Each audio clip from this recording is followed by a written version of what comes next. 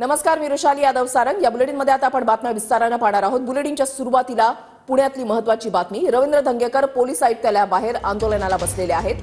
पुणे अपघात प्रकरणामध्ये धंगेकरांचं हे आंदोलन सुरू झालेलं आहे। कृष्णा सोनरवाडकर आमचे प्रतिनिधी या संदर्भातली अधिक माहिती देतील। थेट जाऊयात कृष्णा यांच्याकडे। कृष्णा,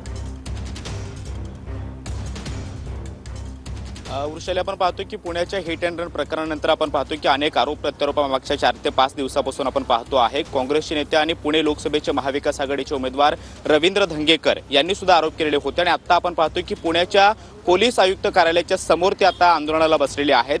पुण्याच्या पोलीस आयुक्तांची बदलीची मागणी त्यांनी केलेली आहे आणि प्रामुख्याने त्यांच्यावरती आरोप सुद्धा केलेले आहे। या सगळ्या प्रकरणामध्ये पोलिसांनी कुठेतरी पैसे घेऊन हे प्रकरण दाबण्याचा प्रयत्न केला असाही त्यांचा आरोप होता आणि आता आपण पाहतो की अगदी पुणे पोलीस आयुक्तालयाच्या समोर रवींद्र धंगेकर यांचं ठिय्या आंदोलन जे आहे ते सुरू झालेलं आहे। त्यांच्या भूमिकेवरती ते ठाम आहेत आणि पोलिसांवरती जे संबंधित जे पोलीस अधिकारी होते त्यांच्यावरती कारवाई व्हावी, त्याचबरोबर पुण्याचे पोलीस आयुक्त हे पुण्यामध्ये नसावेत किंवा त्यांची बदली करावी अशा पद्धतीची प्रामुख्याने त्यांची मागणी आहे। रवींद्र धंगेकर हे बसलेले आहेत, काय ते बोलणार आहेत हे आपण पाहणार आहोत। धंगेकरजी, तुम्ही आंदोलनाला बसलेले आहात, काय नेमकी प्रामुख्याने आजची तुमची मागणी आहे? मी विधानसभेचा लोकप्रतिनिधी झाल्यानंतर मी सातत्यानं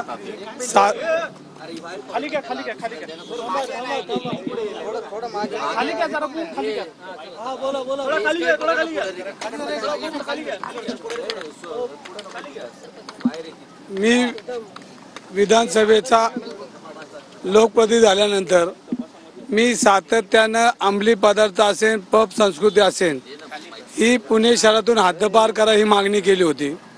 आणि करत असताना ससूनचा प्रकरण आपण बघितलं असेल, ह्याच्यामध्ये आज उद्या करत आजही डॉक्टर संजीव ठाकूरांना अटक केली नाही।